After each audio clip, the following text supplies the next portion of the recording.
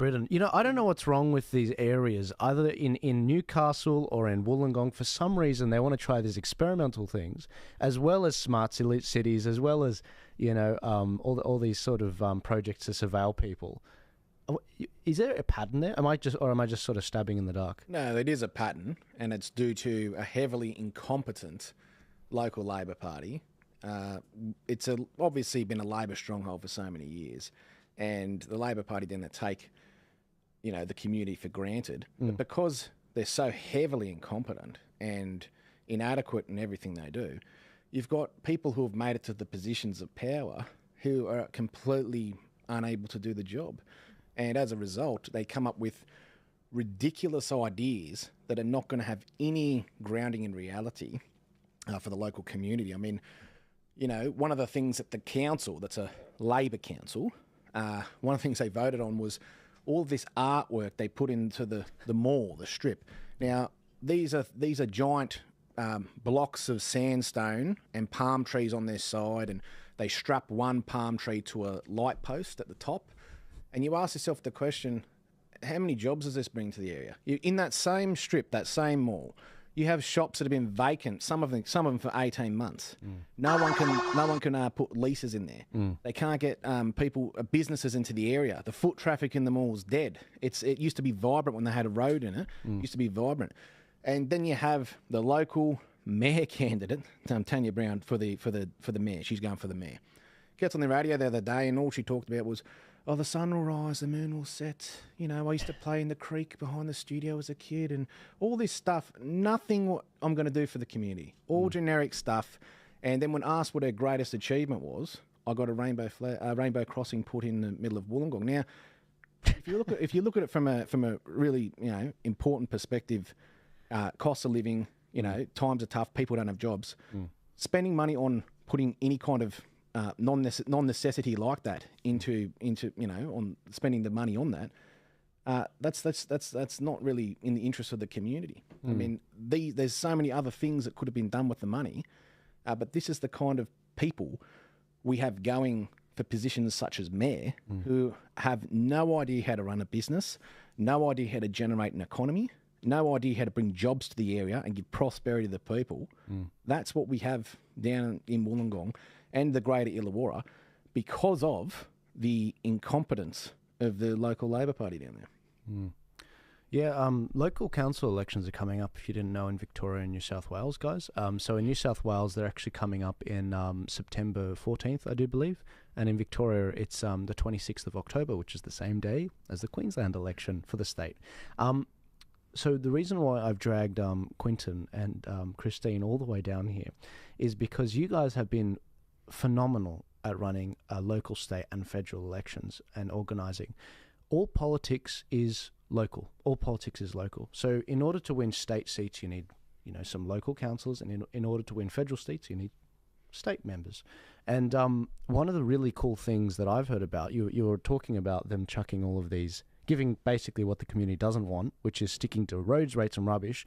Instead, they're throwing these statues in, these rainbow crossings. Oh, just another quick thing they wanted to do. They were talking about, you know, the red bin collection, which is garbage. We'll make that fortnightly and give people smaller bins. And it's like, what? How does that help anything? And they're talking about it's a environmental thing, maybe. Well, that's a new one. That's the kind of things that you get out of the Labor-dominated council in there.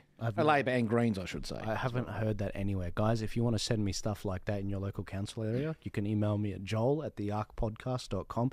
Christine, you've been so effective at organising the community groups, of course, in conjunction with many phenomenal councillors, to the point that they actually removed the chairs in the council chambers, right? Because you guys were campaigning. What was that about? Well, we launched a program in Cessnock called Save Wollombi Road because our council, our Labor council, has decided that we have one of our roads, and I wouldn't say it's a small road. Wollombi Road starts at Wollombi starts at Wollombi and goes through into Cessnock. It's not a feeder road for the freeways. It's not a main road at all, but it is a road that's heavily used by about 25 to 30% of the Cessnock community.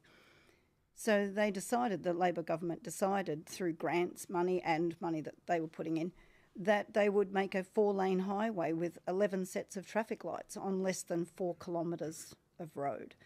And we're like, the whole of Cessnock doesn't have 11 sets of traffic lights.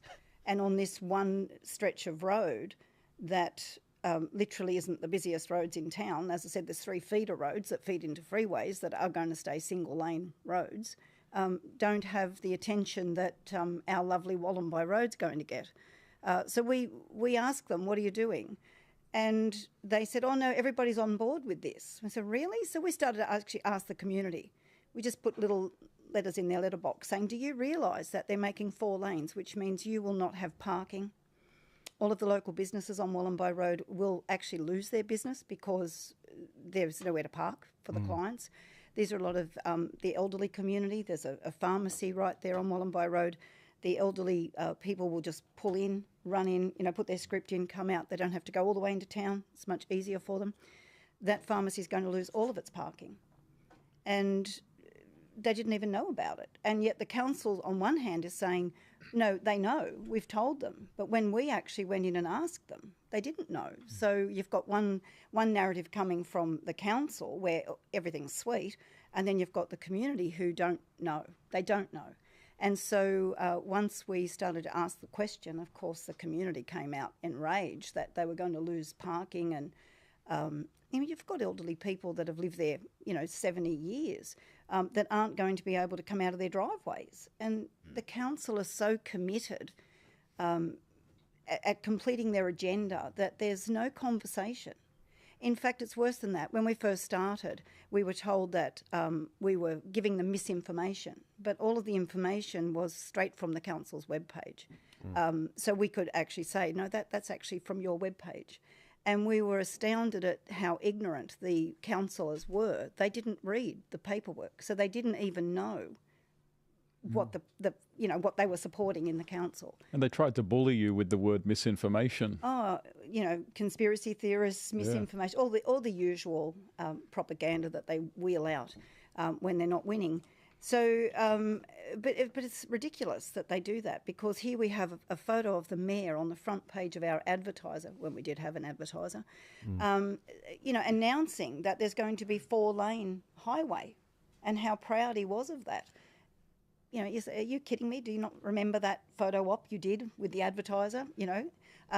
Anyway, we took to the streets. We asked the council to provide us with a town hall so that we could come together and have a discussion about Wollombi Road. They refused to do that. They were asked twice to do that, to come. So we said, okay, we'll have our own town hall. So we got hold of an auditorium and we invited the local people. And we had, I think, 380 people came to our town hall. And we couldn't promise them anything because we're not the council, but we did promise that we would hear them. We would sit and have a discussion with them and hear their grievances. And that they came, and I think it was actually quite orderly. We did ask we invited all of the council and the executive staff of council to come, and I think we ended up with 2 councillors, 2 current sitting councillors, independents, and 1 Liberal councillor came. And we just heard what the community answered questions, answered what we could answer, of course, that was the plans. And then the next we heard, we turned up at the next council meeting and we'd basically been locked out. They removed a third of the chairs. They said that our meeting was disruptive and angry, and it wasn't. I mean, I was the chair of the meeting. I didn't find it difficult to chair the 380 people. But what became obvious to us was that the council then increased their security. We now have security at Cessnock Council to protect them from us, I imagine. I can't see why else it'd be there. And the rhetoric began to, that meeting that you had, that unauthorised meeting that we had, I thought town hall meetings, anybody could have a town hall meeting and discuss the community concerns. It was unauthorised. From their perspective, and then they removed a third of the seating from the gallery.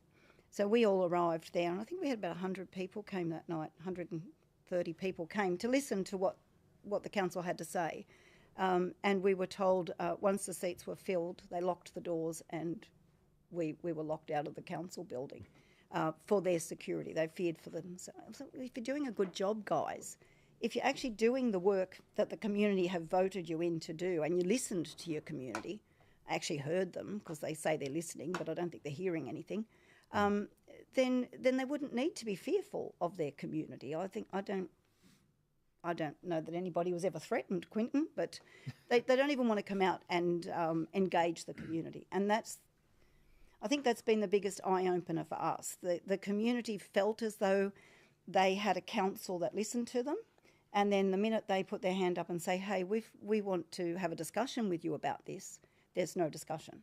It's a foregone conclusion, actually. Well, you're going to get it anyway. Oh, really? Honestly, the lack of respect is astonishing to me. I mean, believe it or not, I've only been out like 9 years from school. And it's like, you guys have been paying taxes for decades. Like, you've been building this country. Do you know, Joel, I think it's the arrogance that gets people the most. The arrogance of this community. They underestimate their community greatly. They really do. And I think that's going to be their biggest problem. They actually take the community for fools. So, sort of what you described sounded obviously like really bad town planning, with the 4 lanes and the lights and obstructing elderly people access to shops and pharmacists. It just begs the question, why is the council doing this? Like, what are the forces behind this? Why are they going down this path?